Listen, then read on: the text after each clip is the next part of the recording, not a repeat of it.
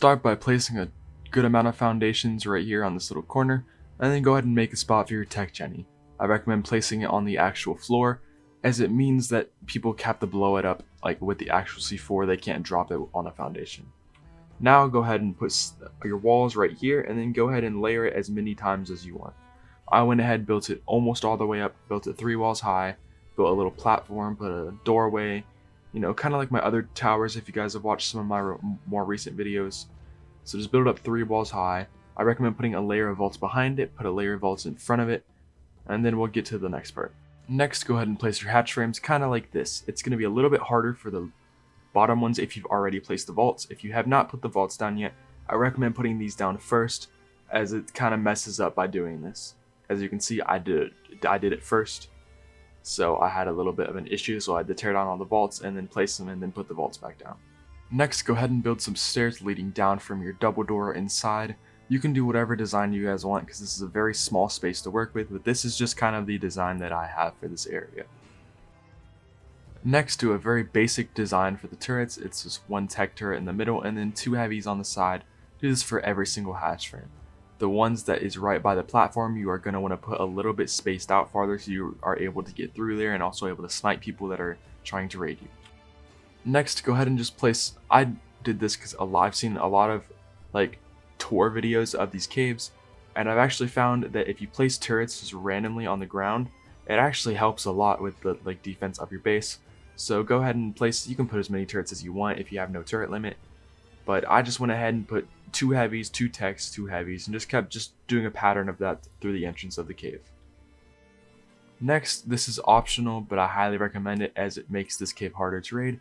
Go ahead and place fence foundations all over this thing. And don't put it on every single fence foundation, but put metal railings just all along through the big entrance, just to make it so that rocket running is not as easy as it usually is.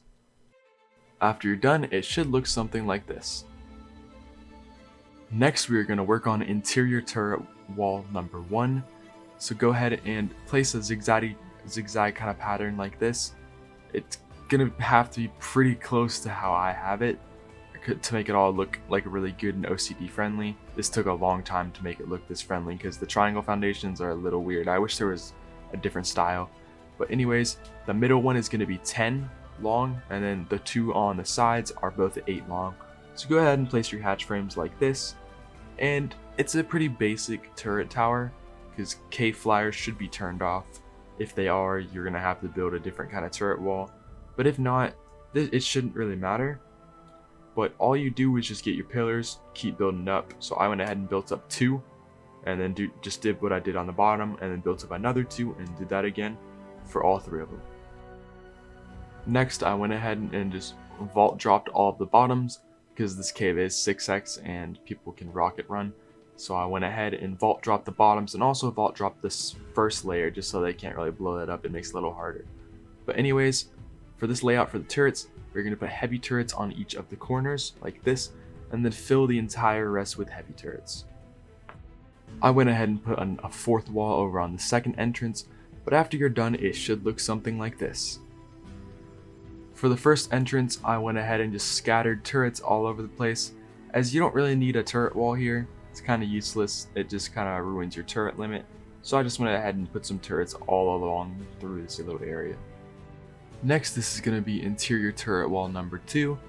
All this is basically the same turret wall from the first turret wall, at the entrance of the cave, just a little bit bigger. So if you guys can figure that out on your own, I'm not going to show you the full tutorial, as I know you guys want these videos a lot shorter, because yeah, we messed up with that really hour-long video. But if you're still watching, make sure to comment OCYT, because I see a lot of you guys are commenting that. I'll heart your comment if you comment that. After you're done, it should look something like this. Next, build a little simple 1x1 like this, behind the interior turret wall number 2. Next, I know a lot of you guys are really going to hate this part, but yes, as you can see on screen, this is a massive platform that unfortunately you will have to build for this section of the thing. All it is a giant breeding area. So this is mandatory. You do not have to build it. If you don't want to, you can leave it empty.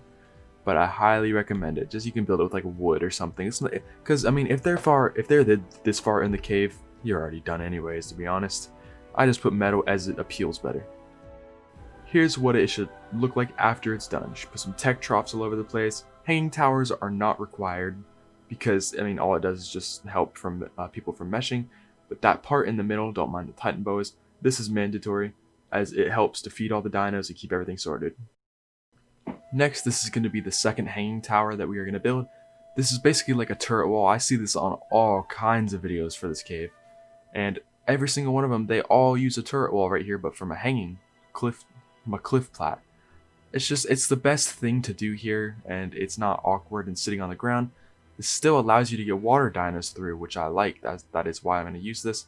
But all that I do is build this all the way to the ground, so if they do destroy the cliff plat, all the pillars in the turret wall will still stay up, which is actually pretty cool. I like that. So all I did was skip 3, go ahead and place a layer of ceilings and hatch frames and turrets and all that stuff. And I did that for every single 3 of the pillars. So it's pretty simple, pretty basic thing to do.